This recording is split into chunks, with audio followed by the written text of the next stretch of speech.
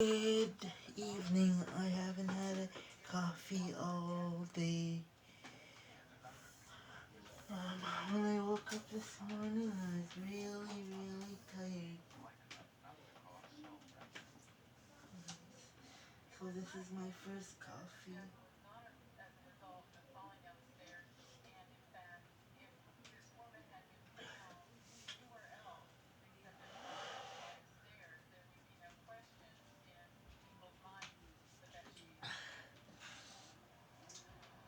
Once I get this guy in, the headache will finally go away.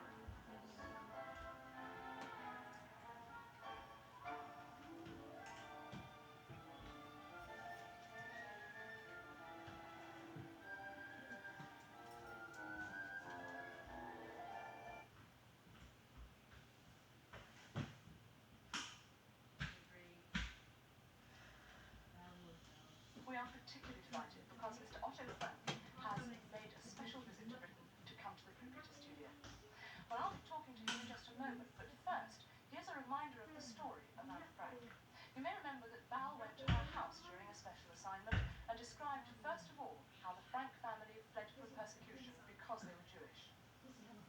The ill treatment of the Jews was all the more saddening because many had fled here from Germany.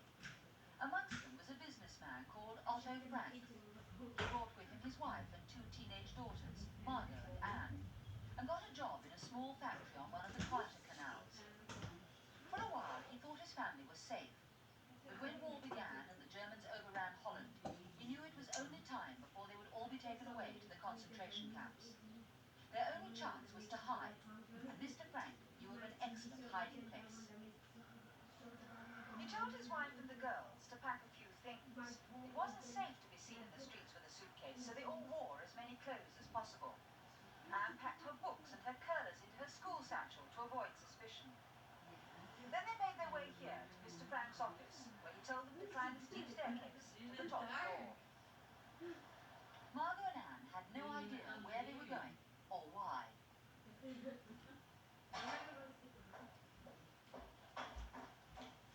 Mr. Frank had thought it unfair that they should be asked to keep such a dangerous secret from their friends at school.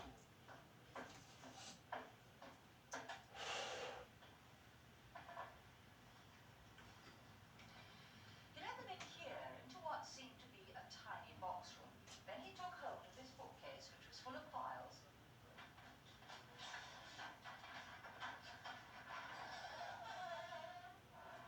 pulled it back, and revealed a secret stairway that led up to four attic rooms at the back of the house that hardly anyone knew about.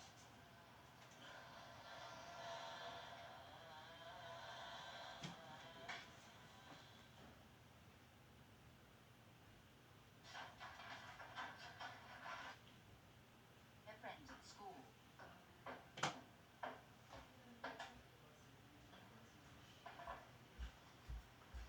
He led them in here into what seemed to be a tiny box room. Then he took hold of this bookcase, which was full of files,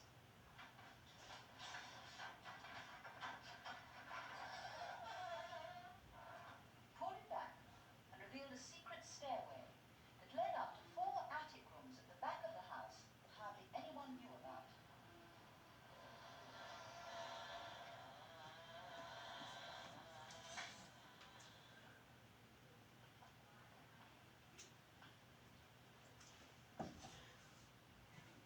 Just as Jan Hartmann had built a secret church in his attic, Otto Frank had discovered a secret annex to hide in till the war was over. Another family, the Van Dynes, and a Jewish dentist called Mr. Dussel were to hide here too. And Mr. Frank warned them all there would be many problems. In the factory below, people were still working, so any noise during the day would betray them. They could cook their meals on the old stove,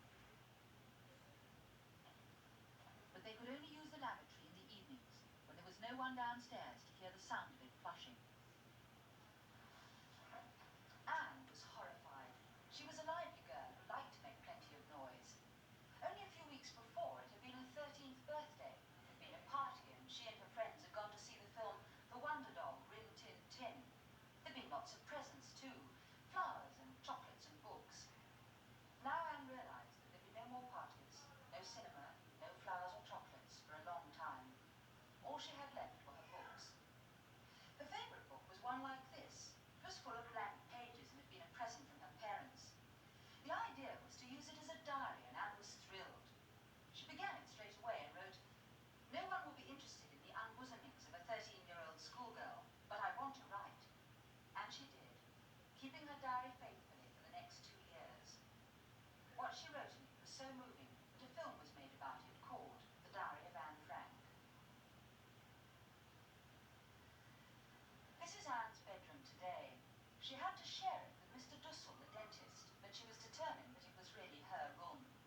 She stuck pictures from magazines around the walls to brighten it up a bit, and her pin-ups are still here today, a bit faded after 30 years. Here is a picture of Princess Margaret and Princess Elizabeth, now Queen Elizabeth II. They were about the same age then as Anne and her sister. She also amused herself by drawing up a prospectus for the annex, pretending that it was a sort of hotel. A temporary residence, open all the year round, with free board and lodgings. But often she would just sit at the window all day, half listening to the old carol on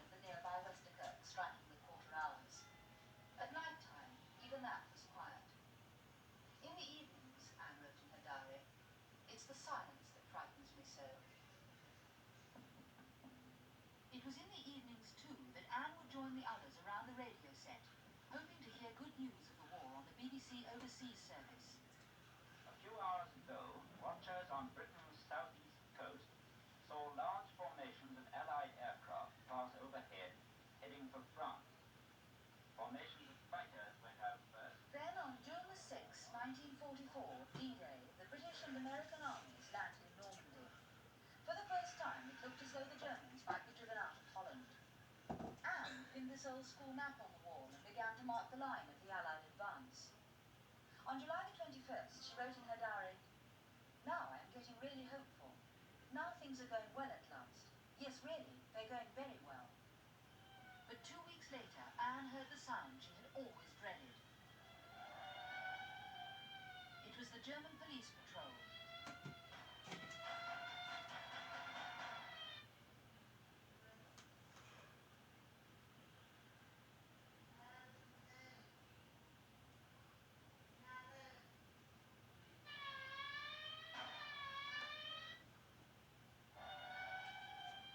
It was the German police patrol.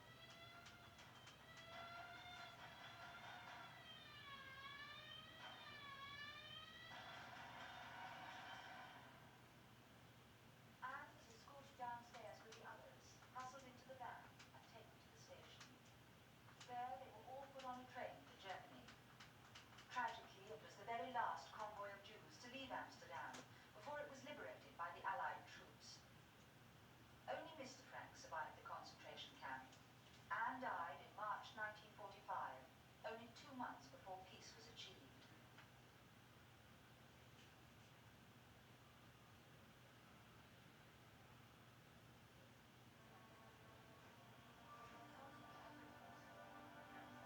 Hamilton was very close to his family.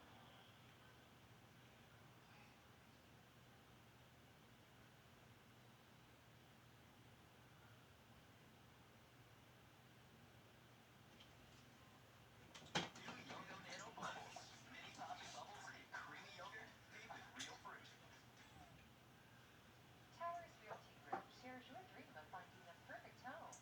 Whether you're an eligible bachelor, starting a My family, first or looking coffee to of downsize, the day. Towers